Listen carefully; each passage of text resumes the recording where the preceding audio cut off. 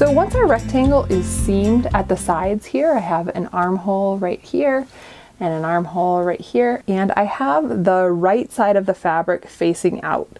So this is the side that has the biggest bobbles, and this is the foundation chain at the bottom. So this is our very first row of the rectangle, and it's curving up here, and then our very last row of the rectangle is right here, right above the seam. So here's my seam, here's the last row. So these should look like fresh stitches of crochet, and this should look like a chain. So what I've done is place 2 markers here at the bottom of the sweater, which sort of differentiate the bottom of the sweater here from the sides of the collar. So these are placed here because I've counted from the seam a certain number of stitches down here and then placed my stitch markers in the correct stitch. So the number of stitches that you're going to count down is based on the size you're making, and it's in order to achieve the stitch multiple that we need to work a bobble row. So all that means is you need to consult the free written pattern to know exactly how many stitches you need to count for your size. In this case, for me, I counted 32 stitches from the seam. So that just means 32 stitches of chains into this row. And then I placed my stitch marker in the 32nd stitch. So from here, this marked stitch, and on up, and then all the way around, and then over here to the seam, and then this, from this seam down is another 32 stitches. All of those are going to become what we work for the collar. So depending on the size you're making, you may have more stitches counted down from your seam. So go ahead and check out the written pattern for your stitch count. Place those markers, and I will show you how to attach your yarn for the collar. And before we get started actually crocheting the collar, I wanted to point out a few things about the written pattern so that they don't intimidate you as you follow along. So we're in the section of the pattern that's called adding collar, and if you look at rows 1 through 5 here, specifically 2 through 5, they are going to mimic the exact same rows that we worked for the main rectangle in the body of the sweater. So the stitch pattern is just the same. We're going to be using that cross cluster stitch and double crochets. But the thing that is different here is that in the places I've underlined here, the number of double crochets you need to work before, at the very beginning of the bobble stitch row or at the end of it, are going to be a little bit different than you worked in the rectangle. So if you look at these underlined numbers here, they each correspond to a size in the pattern. So the first number, number 2 here, is for the small medium, and then the last number here is for the 2x, 3x. So you can find your number right here, and it's really helpful to go ahead and just circle the number that corresponds to the size that you're making. And I would go ahead and do that in all these places I have underlined, so that as you're working this section, and maybe as you're working the whole pattern, you can just follow along with the number that you need and ignore the rest. So if you remember in the main rectangle, when we started out, we chained 3 and then we didn't work any double crochets. We just started right away with our cross cluster stitch. So if you're working a medium large or a 2x, 3x, that's exactly how it's going to work, because you're going to double crochet in each of the next 0 stitches. So you're not going to do any double crochets. But if you're working a different size, you're going to work 1, 2, 3 double crochets before you begin your cross cluster. And in the video that follows here, I'm going to be showing you the most basic way, which is skipping 0 stitches, as in these 2 sizes, and jumping straight into a cross cluster.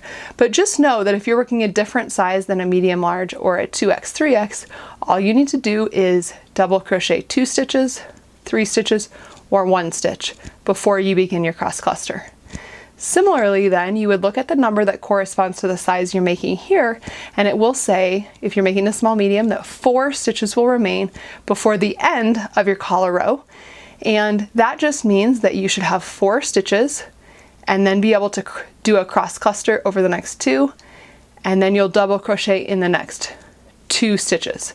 Similarly, in row 2 in the rectangle, we never skipped the first stitch in a row 2, but that's going to be a little bit different here simply because we need to achieve the right stitch count. So if you look here, it's listed out do, do not, do, do not. And that is the same as up here, where each of these corresponds to one size in the pattern. So if you're working a small medium, you do skip the first stitch. If you're working a medium large, you do not skip the first stitch. Similarly, the next 2 sizes, you do skip the first stitch. And if you're working the 2x, 3x, you will chain 3 and then do not skip the first stitch. So you'll work into that first stitch. And so you only need to follow the one instruction that's related to your size in the pattern. Then if you look in the next few rows, it has the same thing going on with the series of numbers. So as long as you circle the number that relates to your size, you should be able to follow those along. And I'm going to show you now in the video the main techniques for working this collar. So as I mentioned, we have our right side of our fabric facing out here because that's going to be the outside of the sweater. But our first collar row is actually a wrong side row. So we're going to attach our yarn with the wrong side of the sweater facing us. So if you're right-handed, your row is gonna start over here, and then you're gonna have this side of the fabric facing you. If you're left-handed, you're gonna attach your yarn over here, and then you're gonna work in this direction with this side of the fabric facing you. So I like to attach new yarn with a slip knot. So what that means is I have a slip knot here on my hook, and I just insert my hook into the stitch I wanna attach it in, and then yarn over, pull that yarn through that slip knot, and then I can tighten it down and my yarn is attached. So I did that over here because I'm right-handed, and now I can take this and turn it around like this. I realize it's pretty hard to tell what's going on there, but essentially I'm going to work now up toward the seam with the wrong side of the fabric facing me. Again, if you're left-handed, it's the same thing. You're just doing it in the other corner, and you're also working up toward the seam with the wrong side of the fabric facing you. And our first row of the collar is going to be the same as a row 2 that we worked in the main rectangle. So that's a bobble stitch row, and we're going to start with a chain 3 here because that's going to be our first stitch. So that is counting as this stitch where the marker is, okay? That's our first stitch here. So I'm going to skip the next stitch because we do that in every row 2. And then I'm also going to skip the third stitch because that is going to be part of my crossed cluster. So I'm going to work into the 4th stitch, and I'm going to yarn over 3 times to make that cross cluster. And then I'm going to work back into the stitch behind it. This is the same as we've done in all of our other cross cluster rows. So that's our first cluster there, and then I'm going to work 6 double crochets just like we always have in a row 2. And as I'm doing this, I'm working into that foundation chain from our very first rectangle row. So while these stitches look a little bit different, because I worked the foundation double crochet option, they actually are pretty similar to just working into a regular double crochet. Now that I have 6 double crochet, I'm going to work another cluster, and we're just going to proceed like that all the way around.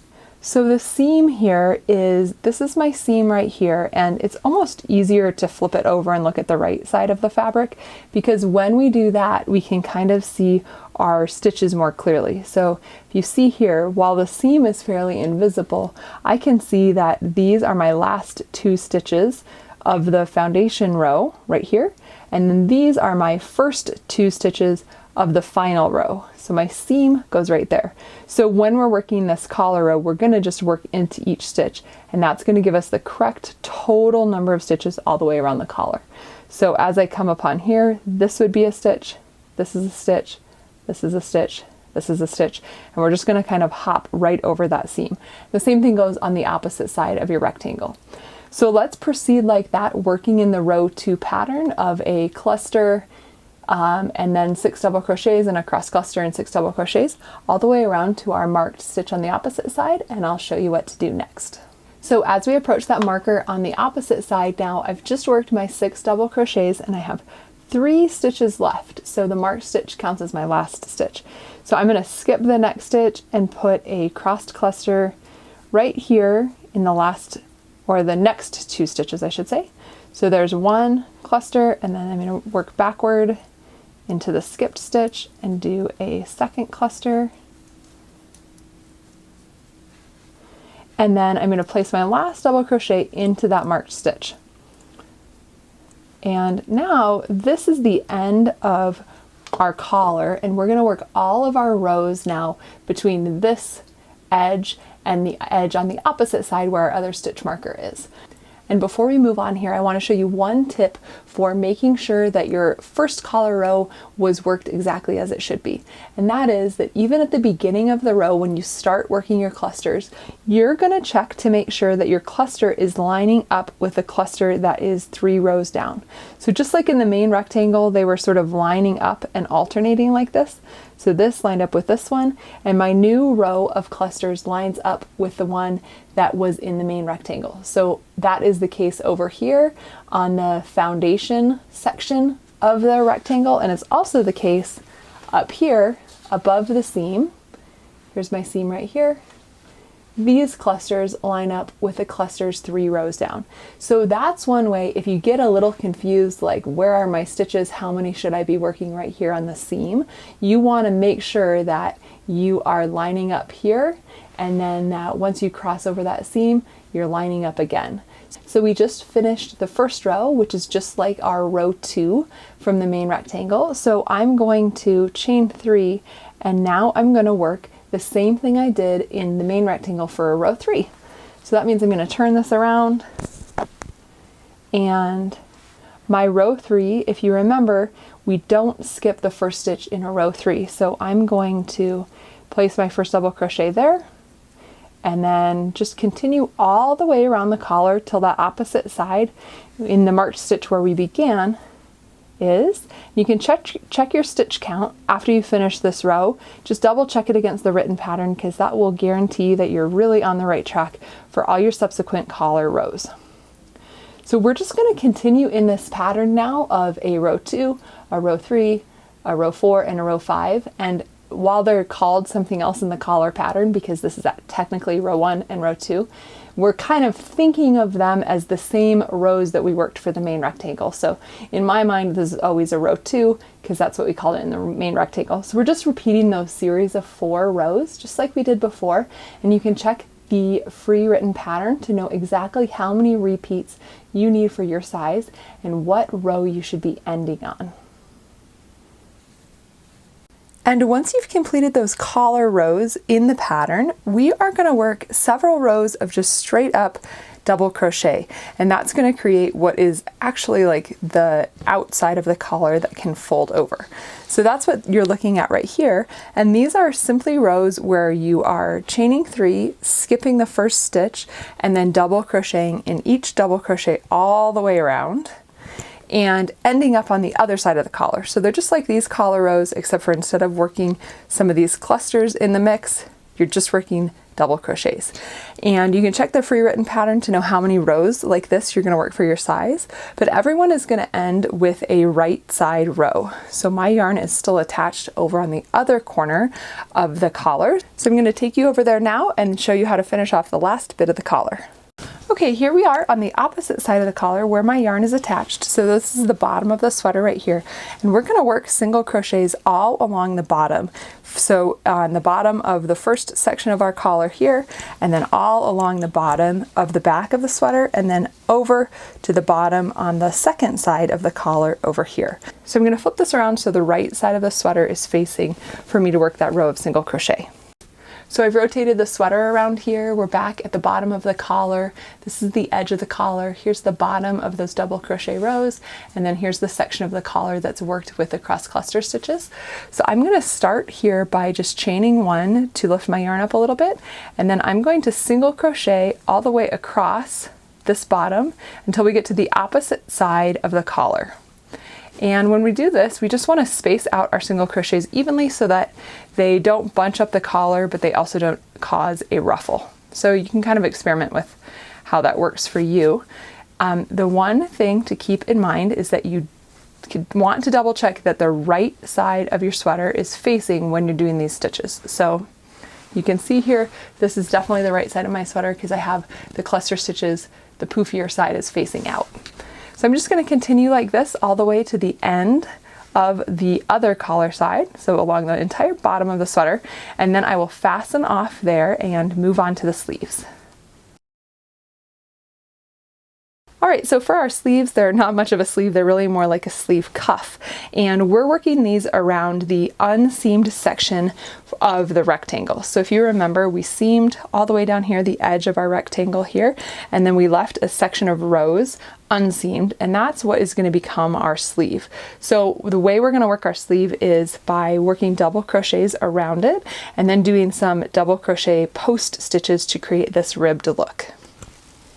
So once you have your sleeve opening here, we need to reattach our yarn, and I like to do that just with a slip knot on my hook, and then I'm going to insert my hook right here in the seam. So that's right about here, and I'm just going to yarn over and pull it through the slip knot.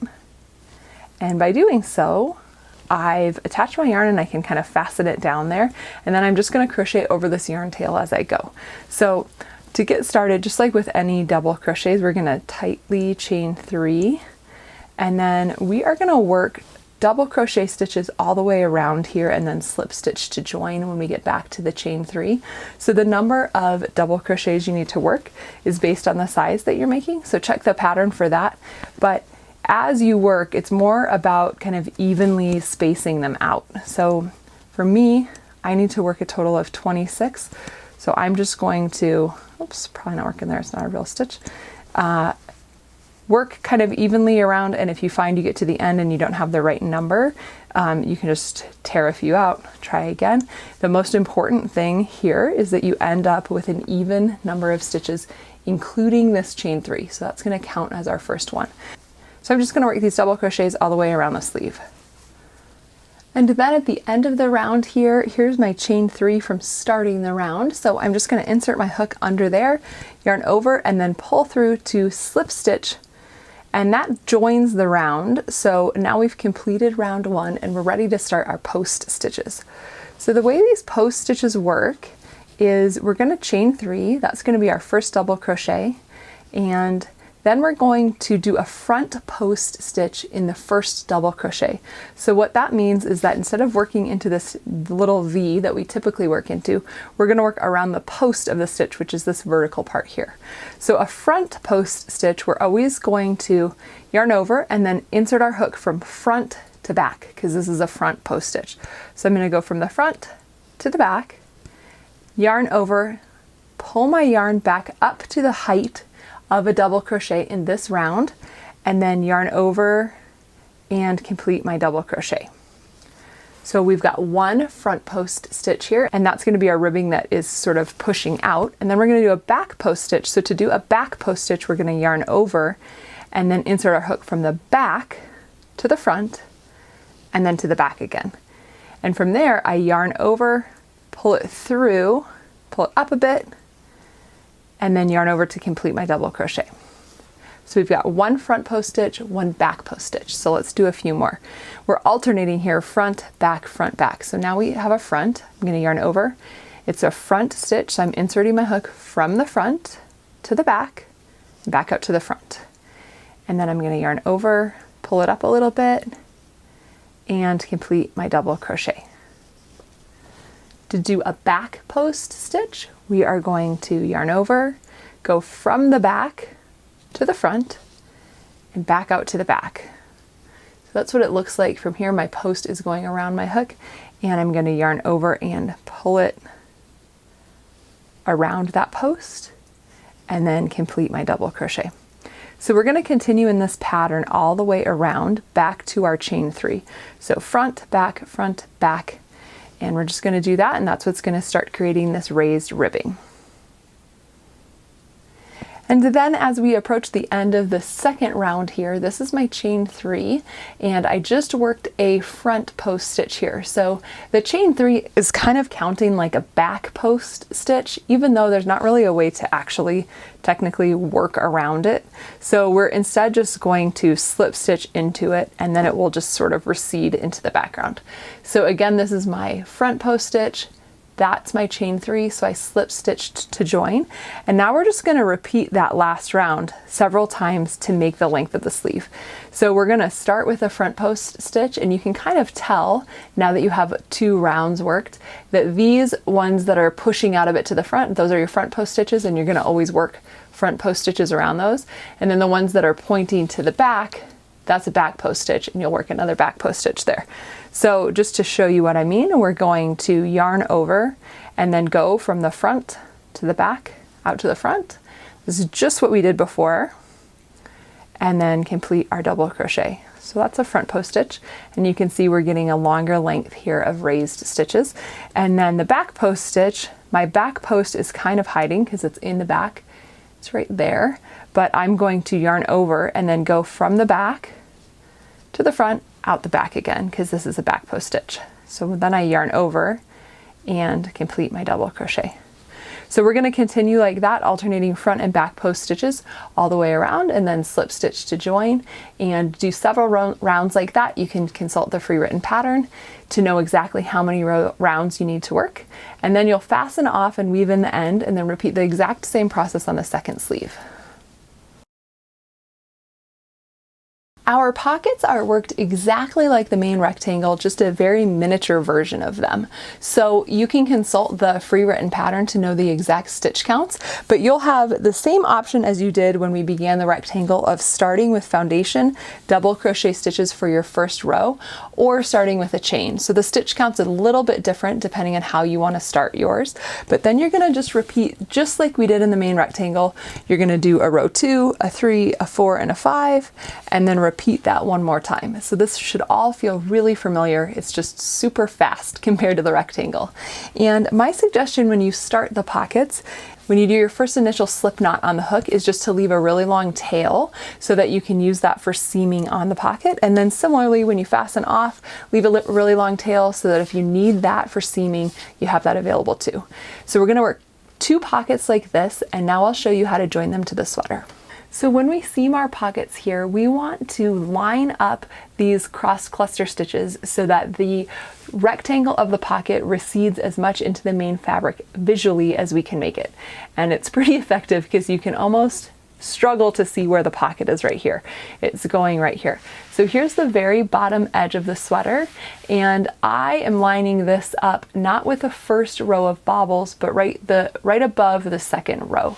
And it's important as you're placing your pocket on there to take a look at which direction your stitches are going. So because this is my collar, all my stitches are facing this way, like this is the top of the rows. So I want to make sure that I put the top of my pocket, the very last row that I worked of it, facing the same direction. And that is just simply so that they line up a little bit more visually. It wouldn't be a huge deal if you turn it the other way, but this is what's going to help it recede the most. So the very top row of my pocket is over here, because the very top row of my crocheting is over here. And then I'm lining up the cross clusters. So these bobbles, there's another bobble that's right underneath it as part of the main rectangle. So you can just make sure that those are visually following the pattern as well. And then I think the safest way to do this is to pin it to the main rectangle using either safety pins or stitch markers. And now I have a fresh pocket pinned in place here on the opposite side. So I've taken care to make sure that this is my top row and this is the edge of the collar over here. And because this is a simple row of double crochet, I want to make sure that it stays lined up with this row of double crochet and doesn't accidentally encroach on these bobble stitches right here. So I'm going to be seaming it right in place right there, and I've threaded that long tail that I left at the end with my tapestry needle so that I can work all the way around like this, and just having 2 tails available helps make sure that you don't have to add another piece of yarn and have another end to weave in. So to work this, I am going to simply whip stitch all the way around this pocket to attach it to the main sweater. And a whip stitch just means that you're going around sort of in a spiral, working the same direction each time. So I'm working from the right through the stitch that's in the background, underneath into the main pocket, and then pulling through, and then I'm working back again in the same direction. So go ahead and repeat that process with the second pocket when you finish this one.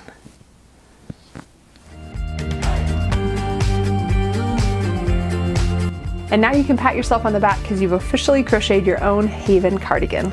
If you've enjoyed this tutorial, I would love it if you gave it a thumbs up and subscribe to my channel. Thank you so much. And if you're interested in more modern free crochet patterns just like this, please check out makeanddocrew.com. Thanks so much for watching and happy crocheting!